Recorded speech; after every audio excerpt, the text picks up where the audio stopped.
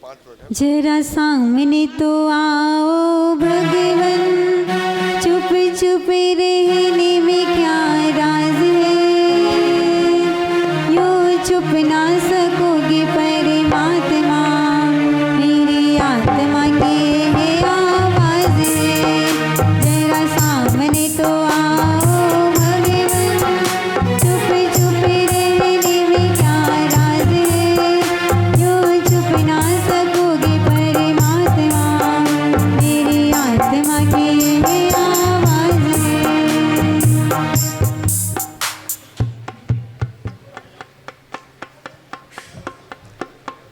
आज शाम को जो वाद विवाद प्रतियोगिता है उसमें जो लोग नाम लिखाना चाहते हैं शाम को 5 बजे तक नाम लिखाएं, और टॉपिक भी बोर्ड पर लिखे हुए हैं, उनको उम्र के अनुसार 3 ग्रुप बांटे गए हैं और उसमें अपने टॉपिक उम्र के अनुसार अपना नाम उस पर लिखवा दें, बाद में किसी का नाम नहीं लिया जाएगा।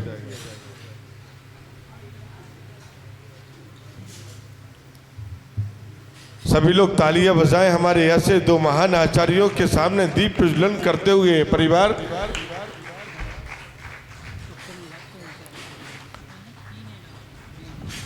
अब मैं प्रदीप जी, प्रसून जी, सुप्रिया जी, पूरे परिवार से को यह सौभाग्य आज हमारे गुरुदेव का पाद प्रक्षालन कर शास्त्र भेंट करने का भी सौभाग्य प्राप्त हुआ है।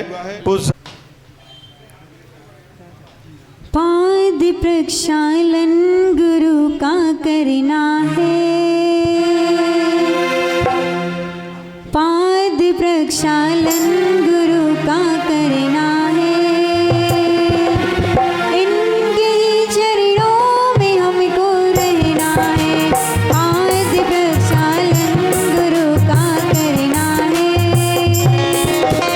इनके ही चरणों में हमको रहना है।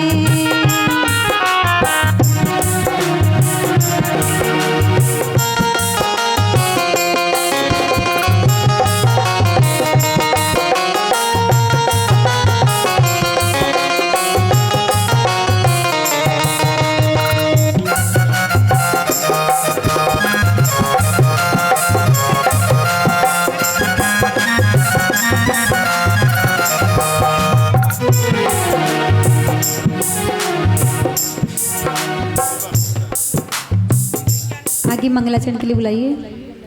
मैं मंगलाचरण के लिए हमारी श्रीमती सोनल जैन आए और मंगलाचरण करके कार्यक्रम की शुरुआत करें।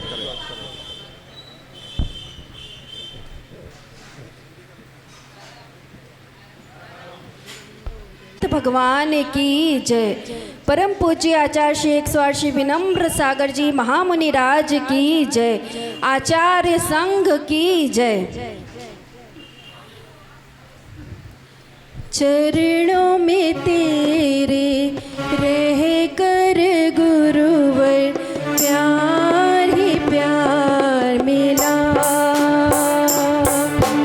चरणों में तेरे रह कर गुरुवर प्यार ही प्यार मिला, श्रद्धा से जब पूजा मैंने ब्रह्म का ज्ञान मिला, चरणों में तेरे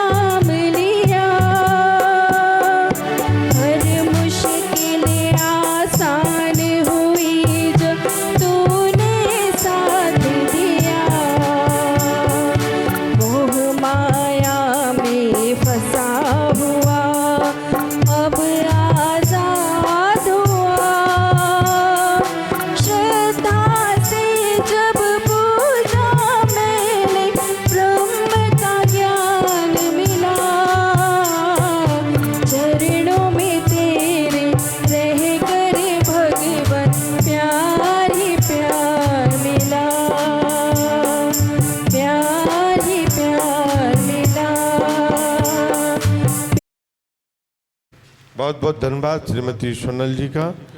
मैं आचार्य भगवान के चरणों में कई बार नमोस्तु करते हैं, वंदन करते। पूरी समाज की तरफ से कोर्ट से उनके चरणों की वंदना करता हूं और उनसे विनम्र प्रार्थना करता हूं कि 10 लक्षण धर्म का आज तीसरा दिन है। आर्जा भाव पर अपने उद्बोधन देने की कृपा करें आचार्य महाराज। उच्चारण कर लें। ओम नमो अरिहंताणं। ओम नमो अरिहंताणं। ओम नमो सिद्धाणं। ओम नमो सिद्धाणं। ओम नमो आयर्याणं। ओम नमो आयर्याणं। ओम नमो वज्रायणं।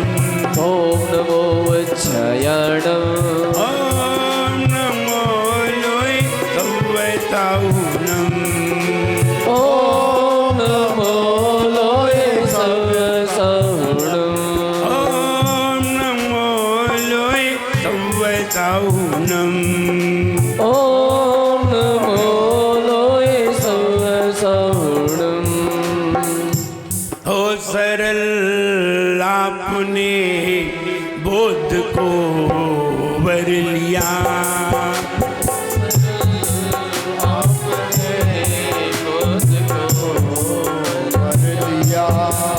छोड़ छल आपने शोध को कर लिया।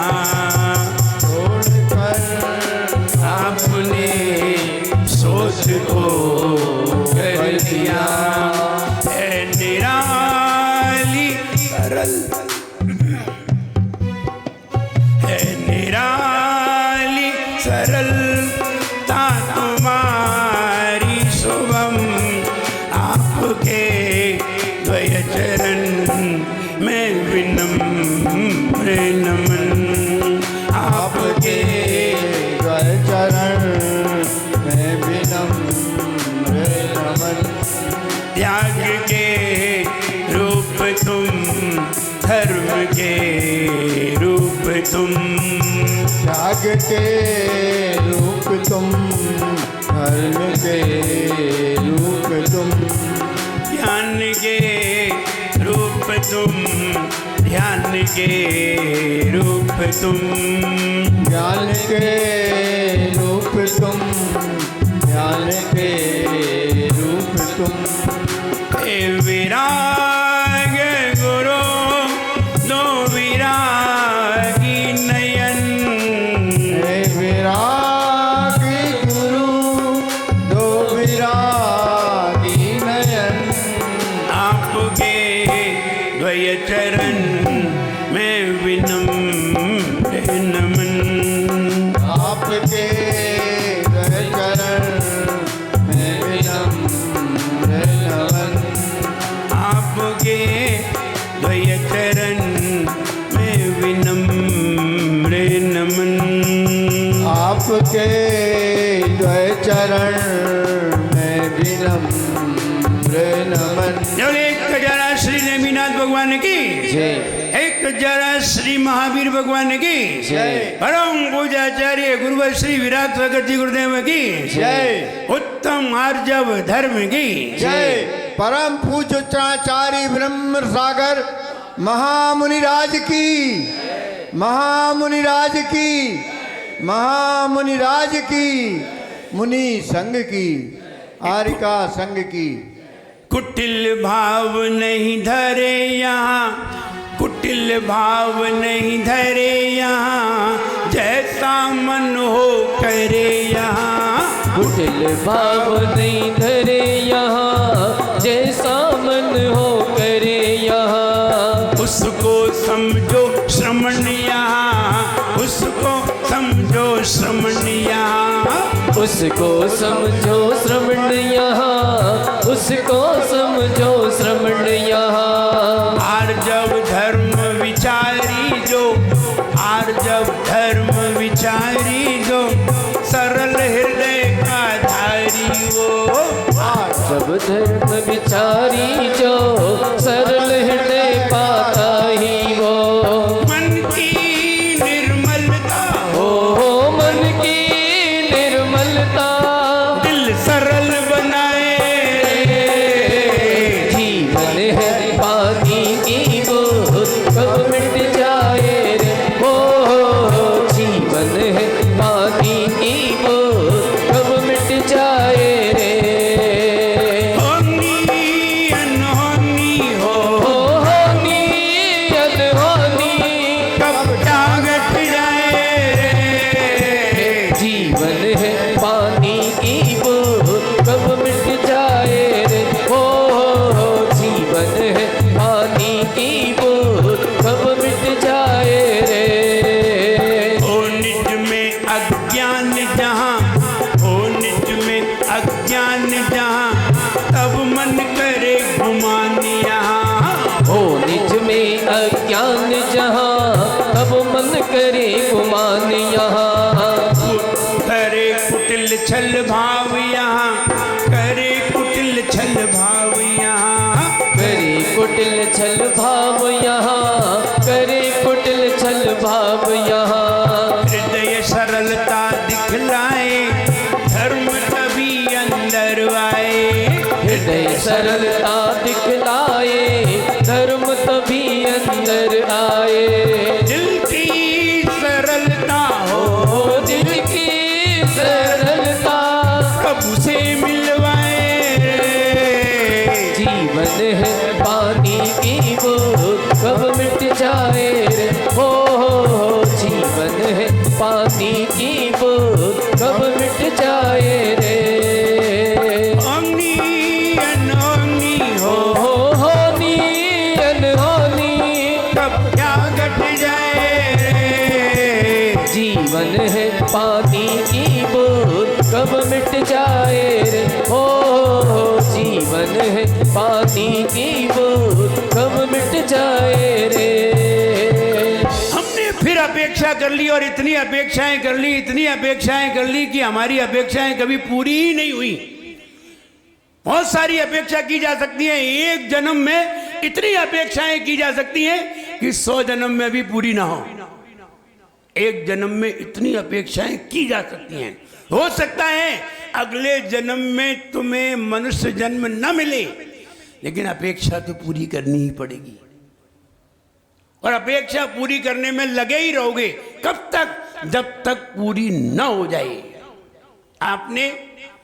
आपने 50 मंजिल बनाने का मकान बनाने की अपेक्षा कर ली और आप इस जन्म में 10 मंजिल का मकान बनवा पाए, तो 40 मंजिल का तो शेष है कि नहीं? शेष है। अब 40 मंजिल का कब बनेगा?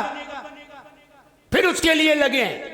फिर तुम्हें दोबारा कहीं भूल से मनुष्य जन्म मिल गया तो फिर तुम मकान बनाने में लगोगे और किसी में नहीं लगोगे, सबसे पहले मकान बनाने में लगोगे। अब फिर तुमने 10 मंजिल का मकान बना लिया तो फिर 30 मंजिल का शेष है। अब लगे रहोगे इसी में ही और इसी में लगते लगते लगते लगते जिंदगी गुजर जाएगी, लेकिन तुम्हारे मकान पूरे नहीं बन पाएंगे, तुम्हारी अपेक्षाएं पूरी नहीं हो पाएंगी। जब व्यक्ति की अपेक्षा पूरी हो जाए तो मान, ना हो तो क्रोध, और तुम कमजोर हो, तुम्हारे अंदर ताकत नहीं है और फिर भी तुम्हें अपनी आकांक्षा पूरी करनी है। अब लगाई जाएगी तिकड़म, जुगाड़, इसे ही कहते हैं माया। अब जुगाड़ से काम होगा। अब कैसे जुगाड़ से काम होगा? मेरी सर्विस नहीं लग रही है, हम पढ़े लिखे हैं, घूस देने को तैयार है, इसे ही कहते हैं जुगाड़। अब तिकड़म लगाई जाएगी। तिकड़म कौन लगाता है? जो कमजोर होता है, ताकतवर होता है, जबरदस्ती करा लेगा, लेकिन कमजोर होगा तो फिर इधर उधर से जोड़ तोड़ करके कैसे भी अपना काम कराने का प्रयास करेगा। इसी का नाम माया है। तुम्हारे अंदर वो योग्यता नहीं है और तुम उस योग्यता पे पहुंचना चाहते हो और वो तुम्हारे अंदर योग्यता है नहीं। कभी लोग जबरदस्ती पहुंच जाते हैं और बिना पढ़े लिखे होकर के भी टीचिंग की पोस्ट पे पहुंच जाते हैं, जाली काम करा के भी पहुंच जाते हैं। और ऐसे लोग पहुंच जाते हैं तो फिर बाद में बहुत हानि होती है। जब हम कमजोर होते हैं तब हम मायाचारी करते हैं। इसलिए मायाचारी का हिस्सा किसके खाते में गया? बोले महिलाओं के खाते में। बोले वो कमजोर है, अगर वे ताकतवर होते जबरदस्ती करा लेते, और कमजोर हैं इसलिए तिकड़म से कराएंगे। और अब दोनों कसाएं कहाँ आ गई? लेफ्ट साइड पे आ गई। माया और लोभ, ये दोनों चीजें आ गई। पुरुष था, घूस लेता था और घूस ले करके जेब भर के लाता था। इंस्पेक्टर था, एक दिन 50,000 रुपया घूस लेकर के जेब में आया और जेब में आकर के उसने अपना पैंट टांग दिया और पैंट खुटी पे टांग करके और लेट गया। सो नहीं रहा था, अंधेरे में ऐसे ही आंख बंद किए, हाथ आंख पे रखे हुए लेटा था। पत्नी आई, पत्नी क्या डडोलेगी?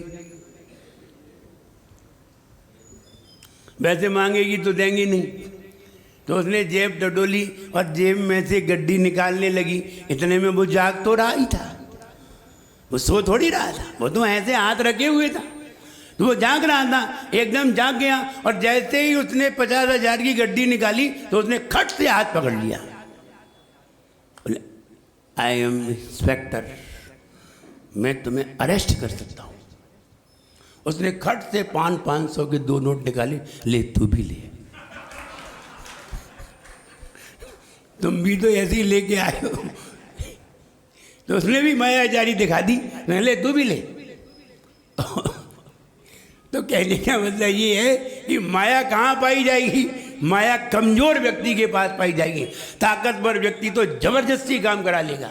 लेकिन ये तो सांसारिक कार्य है, लेकिन यहां ये कहा है कपट न कीजे कोई चोरन के पुर।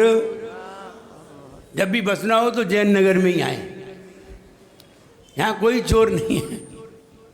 तो जैन नगर में इसीलिए सब लोग आना चाहते हैं, इसीलिए लोगों ने इसकी यहाँ की जमीन महंगी करा दी आकर के, और नंदीश्वर द्वीप ने और महंगी करा दी। नंदीश्वर जिस दिन बना उससे बहुत, तो इसलिए अब लोग आने लगे और जैनियों के पुर में सभी आना चाहते हैं, लेकिन जैनी किसी के पुर में नहीं जाना चाहते। चोरन के पुर ना बसे, क्योंकि वो चोरों का असर भी तुम्हारे अंदर आने लगेगा। और यहाँ कह रहे हैं भगवान के पास जाइए, तो क्या कह रहे हैं, क्या बात कही है उन्होंने। अब वो बात सुनिए, अपन लोग पढ़ तो लेते हैं। करिए सरल त्यों योग अपने, तीनों योग अपने सरल बनाइए। तीनों योग मन वचन काया, तीनों योग को सरल बनाइए। और फिर देख निर्मल आरती, आरती माने भगवान, फिर भगवान का दर्शन कीजिए। देख निर्मल आरती, तब भगवान का दर्शन कीजिए। फिर देखिए तीनों योगों को सरल करके, मन वचन काया से बिल्कुल सरल होकर के फिर आपने भगवान का दर्शन किया है, तो फिर देखिए भगवान के दर्शन में क्या आनंद आता है। देख निर्मल आरती मुख करे जैसा लखे तैसा।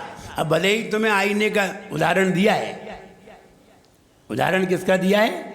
आईने का उदाहरण दिया है। जैसा मुख करोगे वैसे ही आईने में दिखाई दोगे। अब तुम मुख खराब कर लो, फिर आईना तोड़ दो, कहो आईना खराब है। भैया आईना खराब नहीं है, तुम्हारा मुखड़ा खराब है। अपने मुंह को सही करिए। दाग तुम्हारे मुंह पे लगा हुआ है और आईने को साफ कर रहे हो। आईने को साफ ना करो, पहले खुद को साफ करो। आईना तो स्वयं ही साफ है।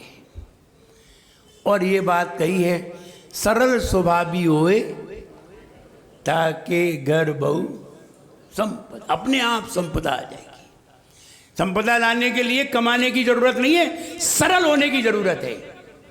और आप सरल हो गए तो बिना कमाए धन होगा, और सरल नहीं हुए तो कमाने पर भी तुम्हारे पास धन नहीं होगा। इसलिए सरल होने की जरूरत है। आज तो सरलता की बात आई है। और मायाचारी की बात देखिए, व्यक्ति फोटोग्राफर के पास पहुंचा और फोटोग्राफर की दुकान पे लिखा हुआ था 10 रुपए में फोटो, 20 रुपए में फोटो, 30 रुपए में फोटो। बोले फोटो तो फोटो है, ये 10 रुपए में और 20 रुपए में 30 रुपए में क्या? बोले 10 रुपए में ओरिजिनल, जैसे तुम हो वैसे ही दिखोगे। 10 रुपए में ओरिजिनल, जैसे हो वैसे ही दिखोगे। 20 रुपए में काले हो तो गोरे दिखोगे। बोले 30 रुपए में, बोले जिसके साथ तुम्हें खड़े होना है उसके साथ दिखोगे। फिर कोई भी हो, प्रधानमंत्री के साथ होना है, मुख्यमंत्री के साथ होना है, कोई फिल्मी एक्टर के साथ होना है, जहाँ भी तुम्हें अमेरिका में खड़े होना है, ताजमहल पे खड़े होना है, यहीं बैठे बैठे खड़े हो जाओगे 30 रुपए में। आप उस फोटोग्राफर के पास 10 रुपए का फोटो खिंचाने वाले कोई नहीं आए, सब 20 और 30 वाले थे। यानी कोई ओरिजिनल तो दिखना ही नहीं चाहते। हम जैसे हैं वैसे तो दिखना ही नहीं चाहते। लेकिन ये बात तो आप मुनिराज में देखिए, मुनिराज जैसे होते हैं वैसे ही दिखाई देते हैं। वे यहाँ बैठे हुए हैं तब भी वैसे ही हैं, और तुम्हारे घर पे जा रहे हैं तब भी वैसे ही हैं। उन्होंने कोई भी अंतर नहीं डाला, और अपने कमरे में हैं तो भी वैसे ही हैं, और यहाँ बैठे हैं तब भी वैसे ही हैं, और आपके साथ सड़क पे चल रहे हैं। लेकिन आप जैसे घर में हैं वैसे बाजार में नहीं हैं। आप जैसे घर में हैं वैसे बाजार में नहीं है। घर में तो चाहे कैसे बैठे रहते हैं, महिलाएं जैसी घर में रहती हैं वैसी बाहर कभी भी नहीं आ सकती। वैसी बाहर आ जाएं तो फिर वो महिला ही नहीं है। घर में तो चाहे कैसे रहो, तो घर में व्यक्ति, शनिवार का दिन था तो वो अंडरवियर और हाफ सैंडो बनियान पहने बैठा था। बोले साहब आप ऐसे कैसे बैठे हैं? बोले, और वो टाई भी लगाए हुए था, सैंडो बनियान और टाई भी लगाए हुए। बोला साहब आप अंडरवियर बनियान पहने बैठे। बोले आज तो शनिवार है, हाफ डे है, आज तो छुट्टी है, आज तो हाफ डे। तो बोले इसलिए हमने आप। बोले कल रविवार को फुल डे भी है। बोले हाफ डे तो है, और आप ऐसे चेयर लगा के अपने घर के बाहर बैठे हुए हैं, और कोई व्यक्ति आ गया तो। बोले इसलिए हमने टाई भी लगा ली है। कोई आ गया, अचानक कोई आ गया तो इसलिए मैं अफसर हूं तो हाफ डे में भी हूं और टाई भी लगाई हुई। तो व्यक्ति किस किस तरह के विचार करता है, जैसा होता है वैसा दिखना नहीं चाहता। और ज्यादातर लोग ऐसे ही हैं कि जैसे होते हैं वैसे दिखना नहीं चाहते। जैसे होते हैं वैसे दिखना नहीं चाहते। दिखेंगे तो बहुत आई फाई। वो सगाई करने के लिए जब वो व्यक्ति आया तो उसने पूछा आपका लड़का क्या करता है? बोले टिम्बर मर्चेंट का काम करता है। टिम्बर मर्चेंट, टिम्बर माने लकड़ी, मर्चेंट माने हाई फाई दुकान होगी। टिम्बर मर्चेंट का काम करता है। टिम्बर मर्चेंट की दुकान। बोले कहाँ पर है? बोले कलकत्ता में। बोले तो बहुत बड़ा आदमी हो। तो उसने कहा कि चलो एक दिन देख आए। लड़की वाले देखने के लिए गए तो रेलवे स्टेशन पर दातुन बेच रहे थे नीम की। अरे महाराज जी तो बहुत भयंकर उठा के पटका आपने। और काम गाय का था। बात तो सही थी, बात तो लगली का ही है। लेकिन टिम्बर मर्चेंट तो मायाचारी तो इतनी भरी है कि दिखाते तो कुछ और हैं और होते कुछ और हैं। लेकिन ऐसा होना नहीं है, बाद में तो खुलना ही है। और बाद में खुलेगा ही, फिर बाद में झंझट खड़े होंगे, और इतने झंझट खड़े होंगे कि फिर बाद में दुख ही दुख होगा। और आचार्य महाराज कहते हैं सरल बनिए। आचार्य विराग सागर महाराज जी को जब आपने देखा होगा, उनकी सरलता देखिए, वो सरलता में प्रसिद्ध थे। आचार्य विमल सागर महाराज वात्सल्य में प्रसिद्ध थे, और आचार्य विराग सागर महाराज पंडित जी सरलता में प्रसिद्ध थे। कोई भी बालक उनके पास जाकर के आराम से चर्चा कर सकता था। इतने बड़े आचार्य होने के बाद भी, कई आचार्यों के आचार्य होने के बाद, सैकड़ों मुनियों को दीक्षा देने के बाद, इतने बड़े पद पर होने के बाद भी कोई भी उनसे बात कर सकता था, कोई भी उनके पास सरलता से पहुंच सकता था। तो आचार्य श्री से एक बार कुछ विद्वत गोष्ठी में विद्वान आए, तो उन्होंने कहा गुरुदेव आपको इतना सरल होना ठीक नहीं है। आचार्य श्री ने बहुत अच्छा उत्तर दिया, बोले और चीज़ों में तो बनावट हो सकती है, लेकिन सरलता में कोई बनावट नहीं होती। हम इसे नहीं बदल सकते, और कुछ बदला जा सकता है, और सब बदला जा सकता है, लेकिन धर्म को बदलना बहुत मुश्किल है। इसलिए धर्म वो है जो होता है, और क्रिया वो है जो की जाती है, जो उसमें होना जरूरी नहीं है, लेकिन धर्म तो वही है जैसा होता है। लिखा था religion happen but is not done. धर्म किया नहीं जाता, हो जाता है। तो धर्म कोई करने की चीज नहीं है, धर्म तो होने की चीज है। रिलीजन हैपन, धर्म होता है बट इज नॉट डन, किया नहीं जाता। जो किया जाता है उसमें जो होना है वो धर्म है। कि क्रिया करने में तुम्हारा जो निर्मल परिणाम बनता है, जो सरल भाव बनता है कि मैं भी किसी के साथ छल नहीं करूँगा, मैं भी किसी के साथ कपट नहीं करूँगा, मैं भी अपने जैसा भाव है वैसा ही व्यक्त करूँगा। जो भगवान की पूजन करते करते जो ऐसा भाव आता है, ये सरलता है। और ऐसा भाव नहीं आता है तो तुम कितनी भी पूजन करो, वो पूजन से कोई लाभ होने वाला नहीं है। तुमने भोजन किया और भोजन से खून नहीं बना, तो ये कहते हैं भोजन करना कोई सार्थक नहीं है। भोजन किया और हड्डी खून नहीं बना, मजबूत नहीं हुए, तुम बीमार के बीमार ही रहे, तो कहते हैं भोजन करने से कोई लाभ नहीं है, मुझे नहीं करना है भोजन। और ऐसे ही अगर पूजन में भी आपके परिणाम निर्मल नहीं हो पाए, और गुरुओं के पास आकर के भी परिणाम निर्मल नहीं हो पाए, और जिनवाणी का पान करके भी परिणाम निर्मल नहीं हुए, अब तुम्हारे निर्मल परिणाम कहीं भी नहीं हो सकते। निर्मल परिणामों को करना बहुत जरूरी है। मायाचारी तो भरी पड़ी है, चाहे कहीं देख लीजिए, भरी पड़ी है मायाचारी। और इतनी मायाचारी है, इतनी मायाचारी है, और मायाचारी के कारण हम गलत को सही कहने लगते हैं और सही को गलत मानने लगते हैं। ये माया के कारण ही होता है, और किसी के कारण नहीं, सिर्फ माया के कारण। दामाद जी पहली बार पहुंचे अपनी ससुराल, पेट खराब हो गया चलते चलते, दस्त लग गए, लूज मोशन होने लगी। अब दस्त लगे तो अब क्या करे, डॉक्टर के पास गए, डॉक्टर ने कहा खिचड़ी खाना है। क्या खाना है? खिचड़ी खाना है।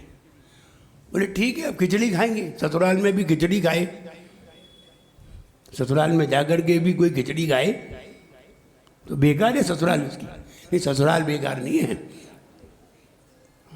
वे खुद ही खराब है। अब वो पहुंचे, अब खिचड़ी खानी थी, सासू जी ने खिचड़ी बनाई, बढ़िया खिचड़ी बनाई, और खिचड़ी बना करके सासू जी बहुत कंजूस थी। तो सर्दी के दिन थे, कटोरी में घी जम गया। अब घी जम गया तो अब दामाद जी को लिए खिचड़ी तो परस दी पूरी बड़ी थाली में, फैला दी, ठंडी कर लो, और पहले गरम गरम खिचड़ी। अब उसने कहा अम्मा जी इसमें थोड़ा घी डाल दो। तो अम्मा जी ने वो कटोरी ऐसी ही उठाई, वो तो जमा जमाया घी था, और ऐसी यूँ कर दी, लो वो गिरा ही नहीं, वो तो पहले से ही जमा जमाया था। वो भी माया में थी, वो भी मायाचारी करी, दिखा भी दिया और दिया भी नहीं। तो दामाद ने कहा ये तो गड़बड़ है, एक तो घी कह भी दिया कि डाल दिया, देखो पूरी कटोरी उल्टी कर दी और डाला भी नहीं। तो उसने कहा अम्मा जी थोड़ा पानी चाहिए। वो पानी लेने गई तो उसने वो चूल्हे पे रख दी, कटोरी चूल्हे के आगे रख दी, और आगे रख दी तो घी पिघल गया। तो एक बार उसने कहा अम्मा जी वो थोड़ा सा घी और डाल दो। अब घी तो पहले ही पिघल गया था। और उसने अम्मा ने वैसे ही उठाई कटोरी और जैसे ही उसे उल्टी की तो पूरा घी, अरे बोले जो तो घी गया। अब अम्मा जी संकट में, पूरा घी जा रहा है। थाली में खिचड़ी फैली हुई है और घी उसने डाल दिया। अब उसने क्या किया कि थाली में अब एक तरफ घी था, जिस तरफ दामाद जी बैठे थे, तो सासू जी ने मन में आया अब घी निकाल तो सकते नहीं है, क्यों ना इसके साथ हम भी खिचड़ी खाने बैठ जाएं। बात है, वाह वाह। तो हम भी खाने बैठ जाएंगे तो घी हम खा लेंगे और खिचड़ी उसकी तरफ कर देंगे। अब घी उसकी तरफ था, घी था उसकी तरफ और सासू बैठी इधर और घी था इधर। अब सासू जी बोली अब घी इधर कैसे आए?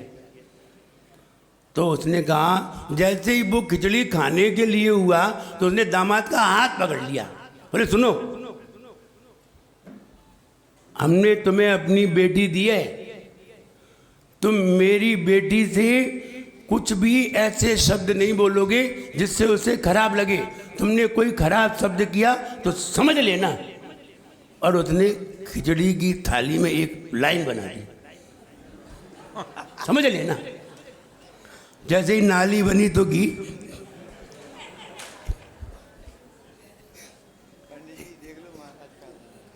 इधर से रख आया। अब थोड़ा सा आया था, एक ही नाली बनी थी और नाली जल्दी से बंद हो गई। तो फिर उसने दूसरी बात कही, वो तुमसे कोई भी चीज मंगाए तो तुम्हें जरूर लाना पड़ेगी। अब दामाद बोला जो तो घी जा रहा है, घी जा रहा है, वो साड़ी तो हम ला देंगे, लेकिन जो घी तो जा रहा है। और उसने फिर दूसरी लाइन की, फिर उसने एक बार फिर कही कि तुमने उससे कुछ भी कहा तो समझ लेना। अब की बार दो उंगली करती है, अब की बार मोटी लाइन। अब दामाद जी बोले अब क्या करें, पूरा घी तो उधर चला गया। तो दामाद जी बोले, अब जैसे ही सासू जी खाने को तो उसने सासू जी का हाथ पकड़ लिया, बोले सुनो अम्मा जी, तुम्हारी बेटी हमसे कुछ कहे या तुम्हारी बेटी हमसे साड़ी मंगाए या तुम्हारी बेटी कोई बात को कहे तो हम तो सब ऐसे घोर घार के पी जाते हैं। उनने भी ऐसे माया जारी दोनों में थी, दोनों बदमाश थी माने। वो चाह रहे थे कि घी मेरे हिस्से में आए और वो चाह रही थी कि घी मेरे हिस्से में आए। और इसी झंझट में दोनों ने अपनी अपनी बात रखी। अंत में फिर क्या हुआ ये तो हमें नहीं मालूम, लेकिन हम ये कहना चाहते हैं, माया जब मन में आती है और वो काम नहीं हो पाता, सामने गुस्से में तो कह नहीं सकते।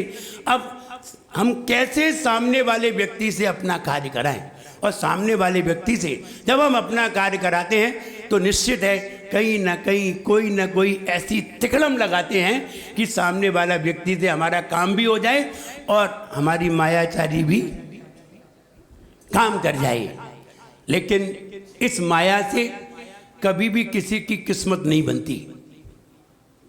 किस्मत बनाने के लिए सरलता होनी चाहिए। किस्मत बनाने के लिए मन जितना सरल होगा, हमने बताया था कि मन 85% कार्य करता है, 75% कार्य करता है, वचन 15% कार्य करता है, काय 10% कार्य करती है। और जब मन वचन काय तीनों ही सरल हो जाते हैं तो हमारे कार्य में 100% पुण्य होता है। तीनों की सरलता चाहिए, मन भी सरल हो, वचन भी सरल हो, वचन में भी विनम्रता हो और शरीर से भी हाथ जुड़े हों और मन भी बिल्कुल सरल हो, कोई भी कपट ना हो। वो कहते हैं कि वो भगवान के सामने पूजन कर रहा था और छल भी कर रहा था। और छल भी कर रहा था। भगवान को तो सिर झुकाए और देख इधर रहा था, और सिर भगवान के चरणों में और देख इधर उधर। तब दो लाइनें कहीं, सर सजदे में और दिल में दगाबाजी। सर सजदे में और दिल में दगाबाजी। अरे ऐसी सजदों से खुदा कैसे हो राजी? ऐसी सजदों से खुदा कैसे हो राजी? यानी भगवान भी कैसे राजी हो कि तुम देख तो कहीं और रहे हो। वो क्या कहते हैं, कहीं पे निगाहें, कहीं पे निशाना।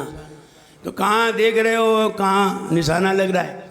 इधर उधर देख रहे हो और भगवान के सामने सिर झुकाए हुए हो। तो ये कहती है छल है। ऐसे छल से कभी भी किस्मत अच्छी नहीं बनती। तो सरलता में होते हैं, शांत बैठे होते हैं, ध्यान में बैठे होते हैं, और फिर भी दिखावा नहीं होता। ध्यान में बैठ करके, भक्ति में बैठ करके, स्वाध्याय में बैठ करके कभी दिखावा नहीं होता है। और अपने स्वाध्याय में रत हैं, जाप में रत हैं, ध्यान में रत हैं, तो ऐसे मुनिराजों की तीव्र किस्मत बनती है। और जहाँ छल होता है वहाँ ये किस्मत अच्छी नहीं बन पाती। तो छल से कभी किस्मत अच्छी नहीं बनती, और छल से कभी किसी को मिलता भी नहीं है, क्योंकि मिलेगा वही जो तुम्हारी किस्मत में हो, रहेगा वही जो तुम्हारी किस्मत में हो। अगर मिल भी जाएगा तो रहेगा नहीं। आप समझते हैं आपको 100 करोड़ रुपया मिल जाए तो आप भोग लेंगे? नहीं भोग पाएंगे, क्योंकि अगर आपने 100 करोड़ रुपए का दान दिया होगा, त्याग किया होगा, किस्मत अच्छी होगी तो तुम उन्हें भोग पाओगे, वरना 100 करोड़ तो आ जाएंगे लेकिन तुम भोग नहीं पाओगे, तुम पहले ही निपट जाओगे और कोई भोगेगा। इसका मतलब है आपकी किस्मत में वो थे ही नहीं। जो आप भोगते हैं, जिसका आप सदुपयोग करते हैं, जिसका आप उपयोग करते हैं, बस वही तुम्हारी किस्मत में है, ज़्यादा नहीं है। अगर आपने मुनिराज को आहार में अच्छी वस्तु का दान नहीं दिया है, आहार ही नहीं दिया है, तो आपके घर में आहार होने पर भी आप उसे भोग नहीं सकते। इसका उदाहरण देखिए, बड़े बड़े सेठ होते हैं और मूंग की दाल का पानी पी करके गुजारा करते हैं। क्या नहीं है उनके घर पर? घी के पीपे भरे हैं और नौकर लोग घी की पुड़ी खाते हैं, और सेठ जी मूंग की दाल का पानी पीते हैं। क्यों नहीं है इनकी किस्मत में? इन्होंने आहार में वो चीज का दान नहीं किया है, और जिस चीज का दान नहीं किया है वो चीज तुम्हें खाने का अधिकार भी नहीं है। अगर आपने दूध दिया है आहार में तो आपको दूध बहुत अच्छा लगेगा, और आपके घर में दूध की नदियां सी रहेंगी, क्योंकि आपने दान में दिया है।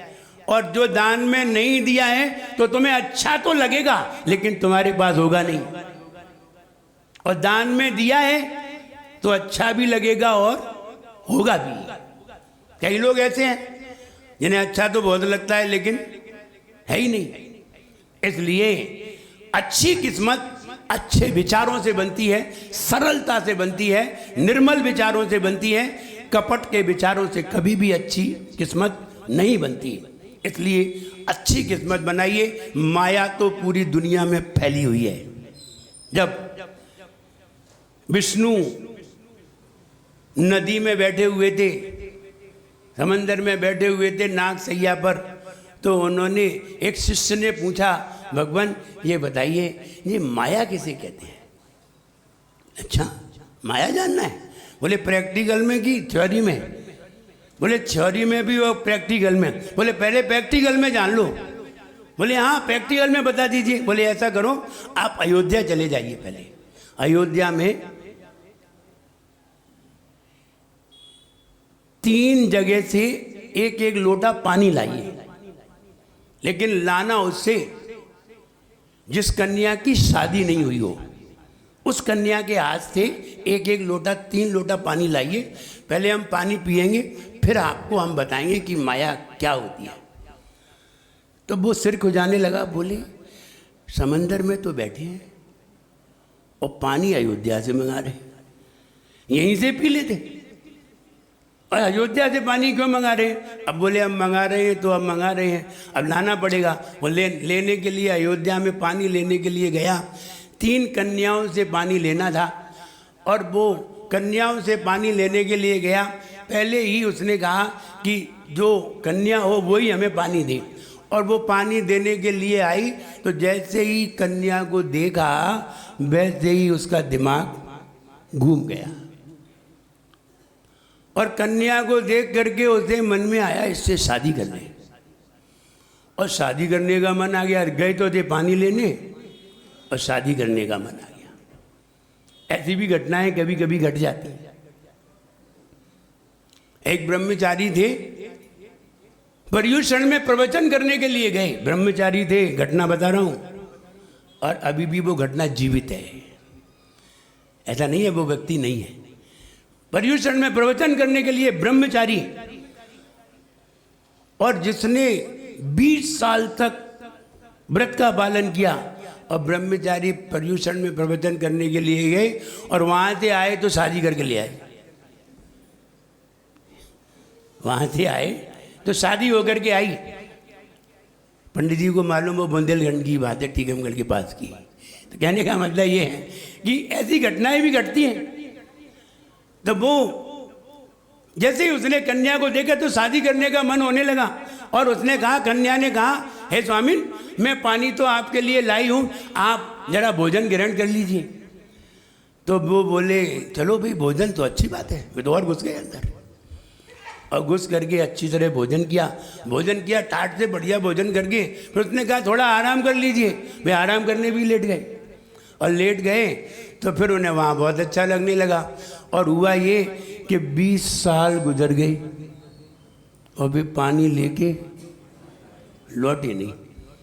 विष्णु जी इंतजार कर रहे, कहाँ है भाई, हमने अयोध्या से पानी लेने भेजा था, 2 दिन में आ जाते, ये तो 20 साल गुजर गए, कहाँ है?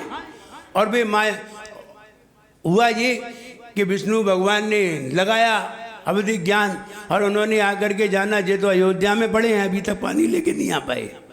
और वो विष्णु भगवान खुद ही आ गए, बोले इनको तो हमें ही लेके आए, हमें ही समझाना पड़ेगा। भगवान खुद ही आए अयोध्या में, और आकर के उन्होंने विष्णु उनको बुलाया, और बुला करके पूछा, बोले तुमने हमसे पूछा था कि तुम क्या पूछ रहे थे बताइए। वो तुम पूछ के गए थे, फिर तुम आए ही नहीं पूछने। तो उन्होंने कहा हम यहाँ ये पूछना चाहते थे कि माया किसे कहते हैं। उन्होंने कान पकड़ा, 2 लगाए कस के, बोले अभी माया समझ में नहीं आई, तुम आए थे पानी लेने और फंस गए चक्कर में माया के, फिर भी तुम्हारी माया समझ में नहीं आई। यही तो मोह माया है कि तुम आए थे किसी और के लिए और करने लगे कुछ और।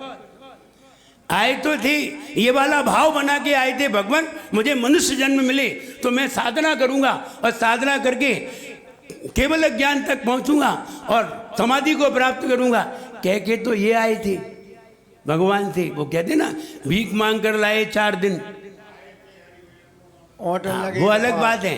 तो आए थे हम भगवान की स्तुति के लिए और लग गए मकान बनाने में, यही तो माया है। लेकिन माया को कौन समझ पाया है?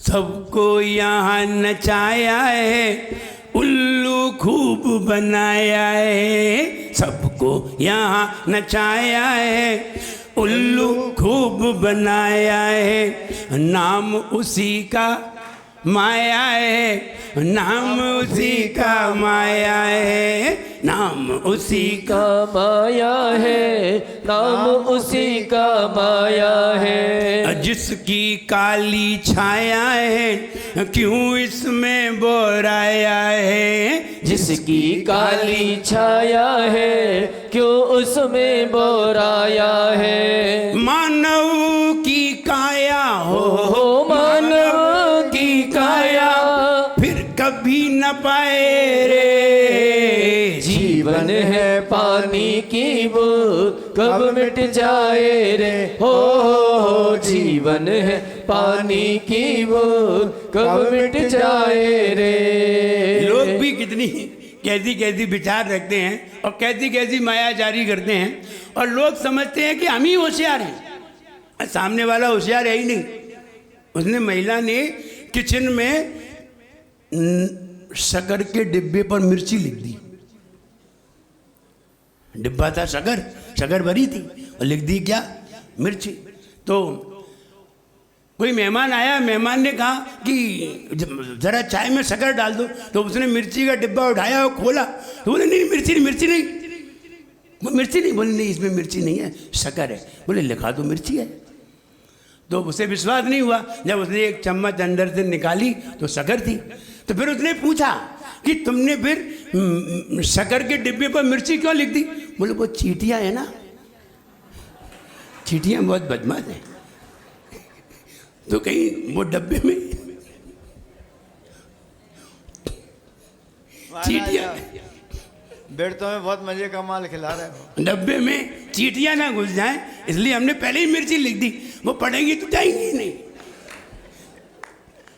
तो वो समझता कि हम ही बहुत चतुर हैं। चींटियाँ कौन सी पढ़ के जाती है, वो तो सूंघ के जाती है। लेकिन फिर जाने हम बहुत चतुर हैं, हम बहुत होशियार हैं, हमने चींटी को बेवकूफ़ बना दिया। वह चींटी को बेवकूफ़ कौन बना सकता है? लेकिन आदमी अपने मन की तो कर लेता है, लेकिन ये नहीं मालूम कि उसके मन की होगी या नहीं होगी। मिलना तो उतना ही है जितना तुम्हारी किस्मत में है। लेकिन ये बात बिल्कुल सही है, जो सरल स्वभावी होता है उसकी ही किस्मत तीव्रता से बनती है, उसकी किस्मत में तीव्रता वाला पुण्य अर्जित होता है। लेकिन जो छल कपट करते हैं, इधर उधर बातें करते हैं और फिर कहते हैं मेरी किस्मत अच्छी बन जाए, भगवान की स्तुति करते हैं, दिखावा करते हैं, दिखाते ज़्यादा हैं और होता कम है, तो उनकी जितना होता है किस्मत उतनी ही होती है।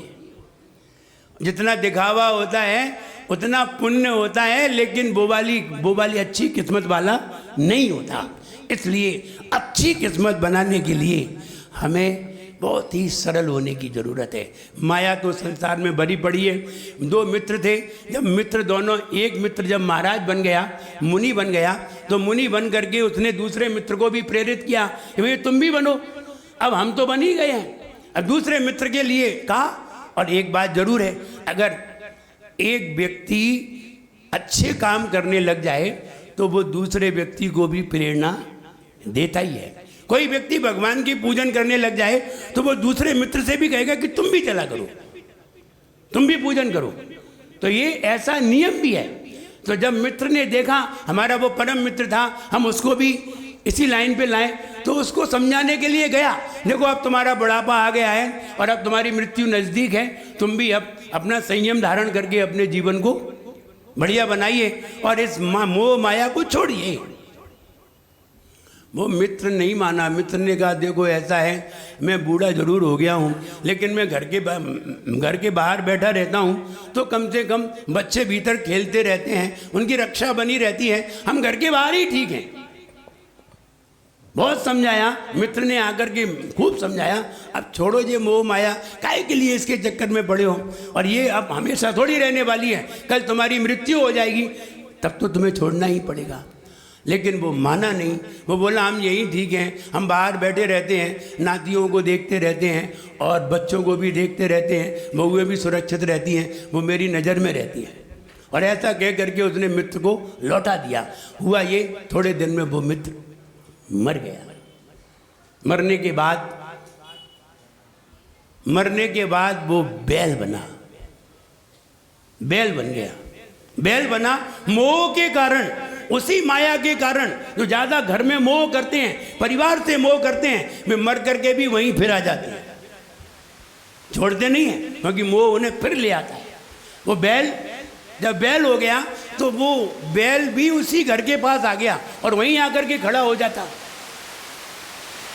तो मित्र ने फिर अपने निमित्त ज्ञान से जाना कि मेरा मित्र कहाँ है, तो उन्होंने जाना कि ये बैल हो गया, देखो इसकी दुर्गति हो गई।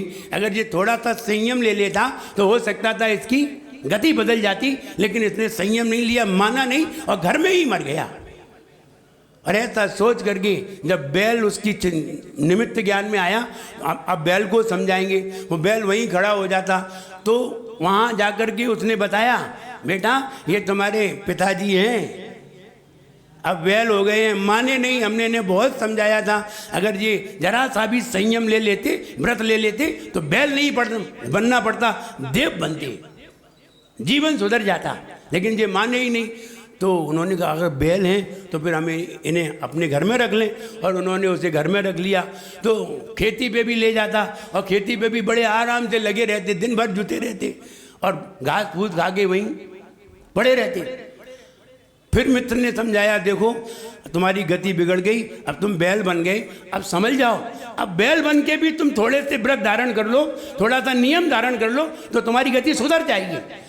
बोले अब तुम रहने दो, हम यहाँ बच्चों के खेतों में काम करते हैं और खेतों में अच्छी तरह अनाज होता है तो बच्चे खा पी के अच्छे तो हैं।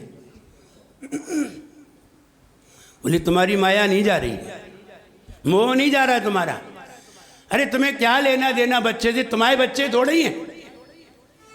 अब बच्चे तो गए जब तुम्हारे थे, अब तुम ही उनके नहीं हो। बहुत समझाया लेकिन वो नहीं माना। हम ठीक है, बैल ठीक है, कम से कम हम जोतते रहते हैं तो इनके खेत में काम आते हैं, और इनके खेत में काम आकर के बच्चे हमारे खुश रहते हैं, खा पी करके मस्त रहते हैं। और हुआ ये, एक दिन बैल का भी बुढ़ापा आया और वो भी मर गया। मरने के बाद कुत्ता हुआ। अब मोह फिर पीछा कर रहा है, और कुत्ता हुआ, वो घूम घाम के कुत्ता घूम के वही उसी घर पे आ गया और उसी घर पे आके बैठ गया।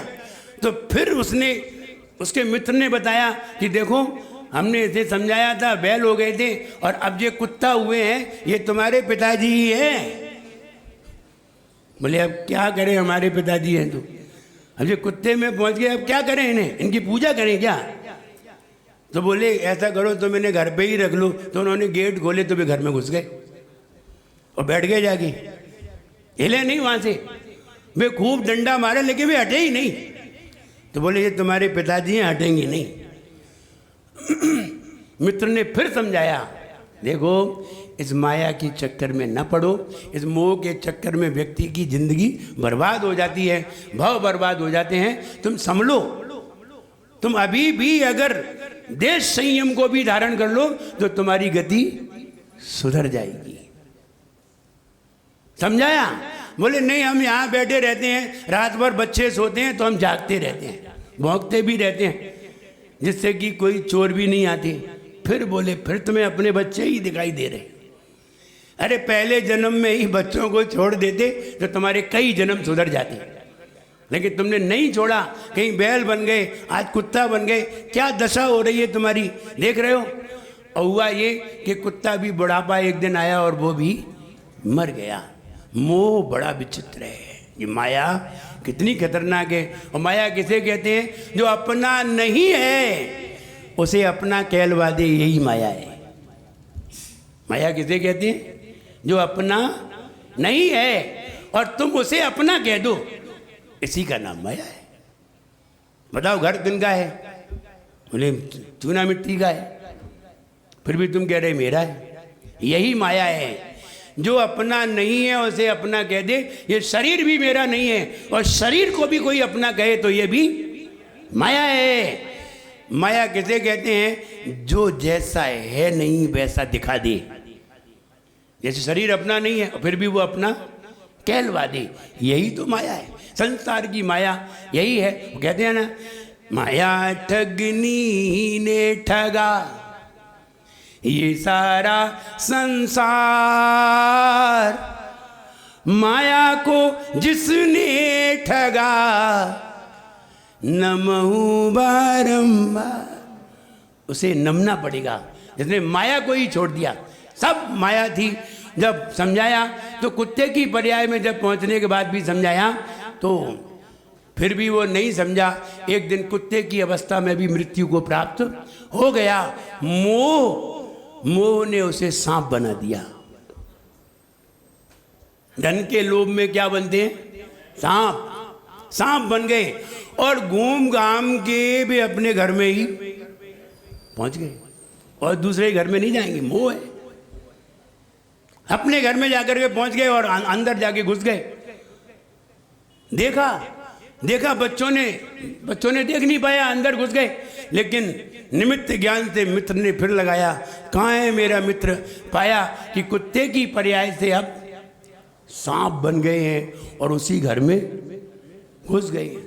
समझाने के लिए गया मित्र ने कहा देखो अब भी सुधर जाओ, ये तुम्हारी ऐसी पर्याय है, बिल्कुल निकृष्ट पर्याय है, जहरीली पर्याय है। इसमें भी अगर तुम व्रत को धारण कर लोगे, जैसे कि भगवान पार्श्वनाथ ने नाग को नमोकार मंत्र सुनाया था तो वो भी इंद्र बन गया था, ऐसे तुम भी व्रत को धारण कर लो।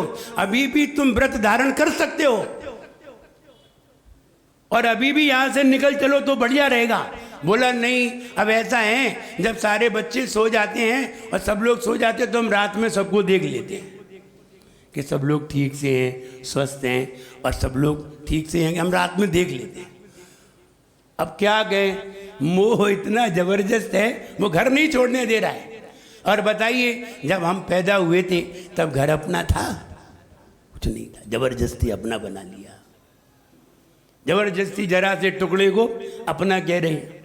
क्या जरूरत थी जरा से टुकड़े को अपना कहने की? वो कहते हैं ना कि तुम छोटे से टुकड़े में ही निपट गए, और जिसने छोटे से टुकड़े को ठुकरा दिया उसने उसे 6 खंड का अधिपति बना दिया।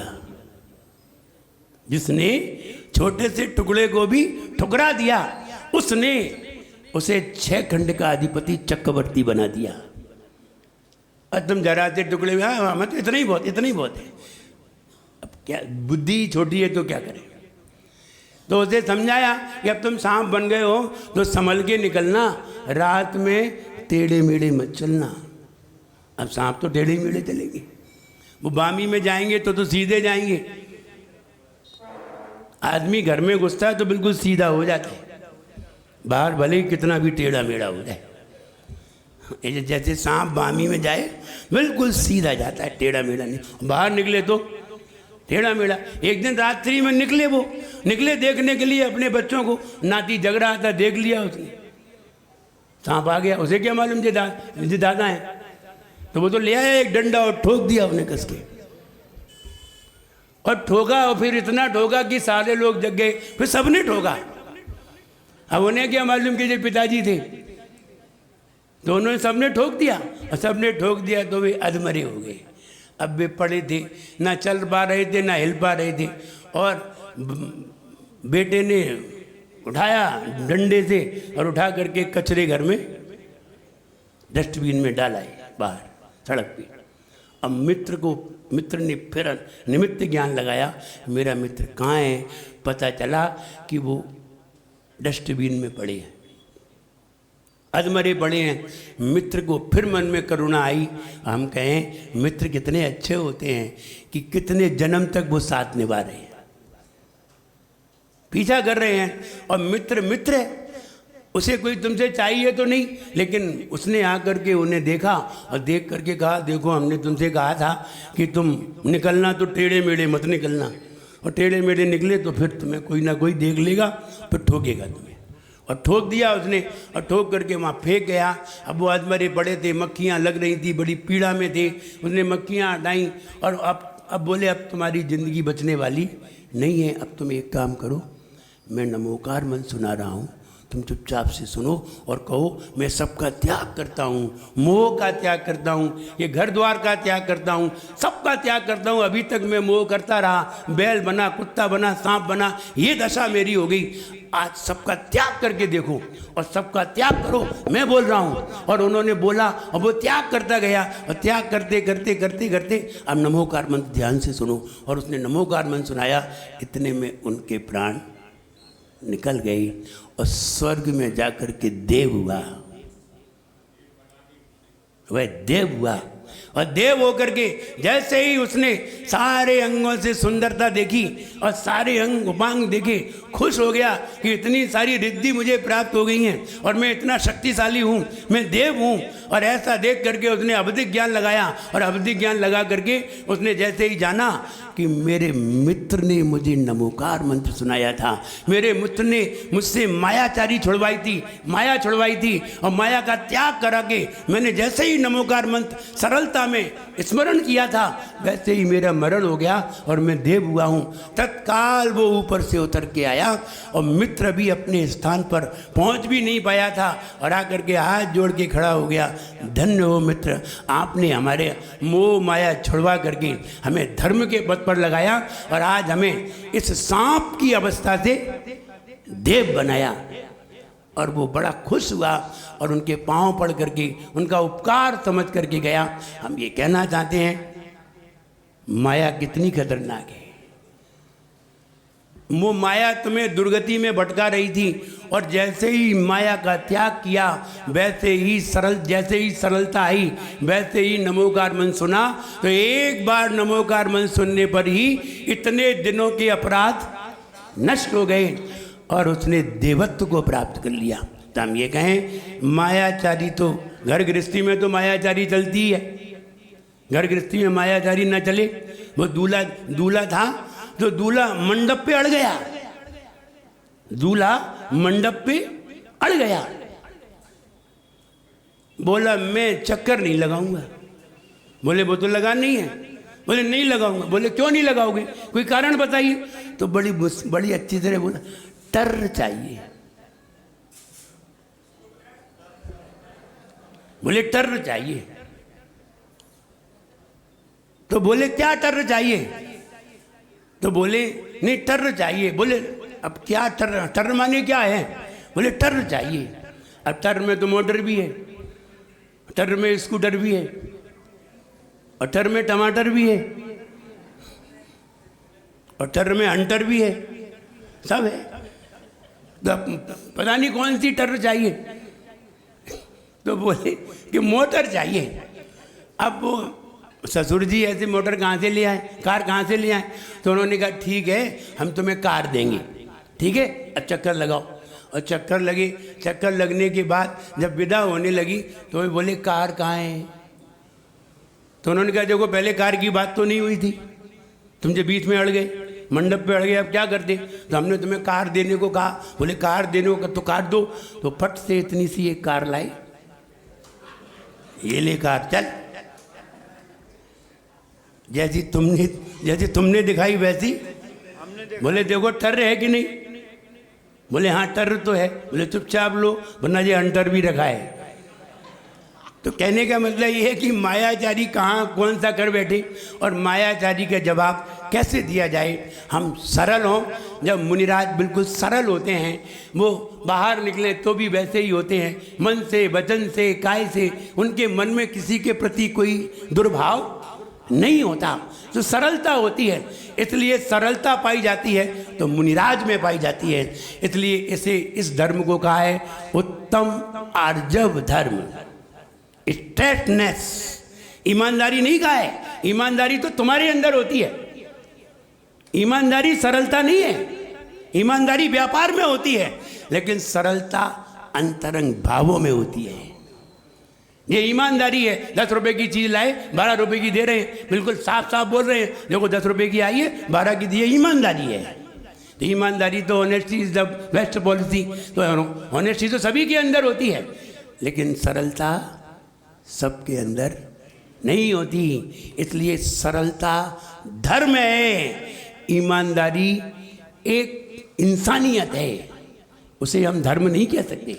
ईमानदारी व्यापार में इंसानियत है, लेकिन सरलता तो उत्तम धर्म है। ऐसा उत्तम धर्म हम सभी के जीवन में आए और हम सभी बिल्कुल सरल बने, मन से सरल, वचन से सरल, काय से सरल। और ऐसी सरलता से आप जरा सा भी धर्म करेंगे, एक ग्रास भी देंगे तो निश्चित है बहुत पुण्य अर्जन कराने वाला होगा। सरलता से आप एक बार नमोकार मंत्र भी पढ़ेंगे तो बहुत पुण्य कराने वाला होगा। और कुटिलता से आप 108 बार भी पढ़ेंगे तो उतना फलदायी नहीं होगा। हम ऐसी सरलता को अपने मन में धारण करके, उत्तम आर्जव ऐसे मुनिराज को स्मरण करके ऐसी ही सरलता अपने मन में धारण करें, निश्चित आपका जीवन सफल होगा।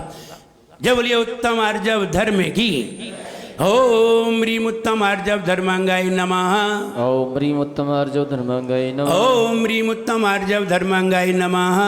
ओम ह्रीम उत्तम आर्जव धर्मांगाय नमः। ओम ह्रीम उत्तम आर्जव धर्मांगाय नमः। ओम ह्रीम उत्तम आर्जव धर्मांगाय नमः। जय बोलिए परम पूज्याचार्य गुरुवर श्री विराट सागर जी गुरुदेव की।